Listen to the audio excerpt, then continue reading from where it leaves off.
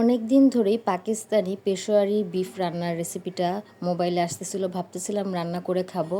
তো যেই কথা সেই কাজ, আজ লাঞ্চে আমি পেশোয়ারি বিফটা রান্না করেই ফেললাম। তো এই তো রান্না করার জন্য আমি সব কিছু নিয়ে নিয়েছি। এখানে আমি গরুর মাংস 1/2 কেজির মতো নিয়েছি, সাথে একটু চবড়িও নিয়েছি। আমি রেসিপিতে দেখেছিলাম সাথে একটু চবড়ি দিতে হয়, তাহলে নাকি একটু ভালো লাগে।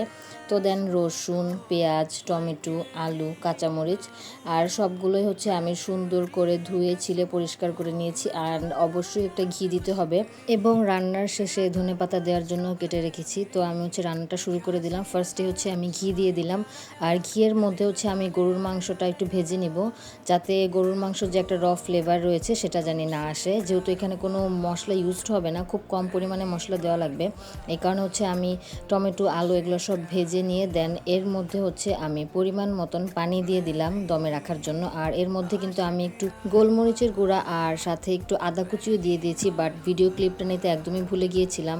আর এখানে আমি রান্না করতেছি, আর আরাফ আমাকে বিরক্ত করবেন এটা কোনোভাবেই হবে না। আর ওর কয়েকদিন ধরে এমনিও একটু শরীরটা খুব বেশি খারাপ, বৃষ্টিতে ভিজে তার অনেক বেশি ঠান্ডা লেগে গিয়েছে।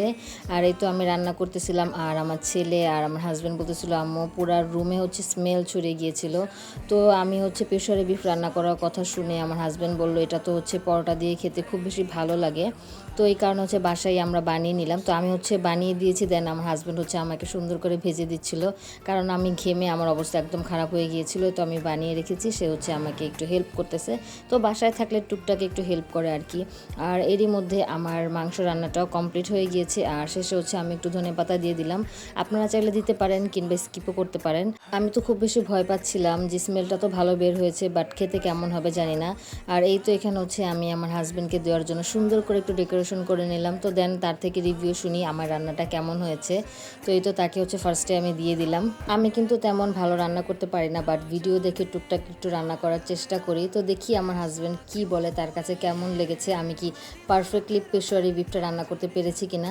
তো এখানে কিন্তু আমার মাংসটা অলমোস্ট সিদ্ধ একদম হয়ে গিয়েছে, একদম ধরার সাথেই একদম ছিঁড়ে যাচ্ছিল। তো আমার হাজব্যান্ড কিন্তু বললো যে খুব বেশি মজা হয়েছে। তো যাক, আলহামদুলিল্লাহ একটু শান্তি পেলাম, এত কষ্ট করে রান্না করলাম, সে তো বললো যে মজা হয়েছে। তো যাই হোক, আপনাদের সাথে দেখা হবে আবার আমার নেক্সট কোনো ভিডিওতে। তত পর্যন্ত ভালো থাকবেন, সুস্থ থাকবেন। আল্লাহ হাফেজ।